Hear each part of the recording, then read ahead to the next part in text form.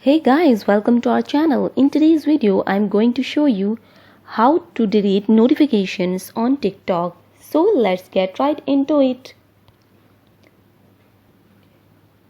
So once you open the app, here you need to hit on inbox. Now we will hit on activities. Here I'm going to hit on view all. So these all are my notifications. Select the notification you want to delete and tap longer.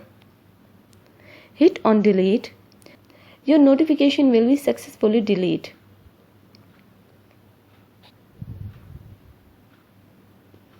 And that's it.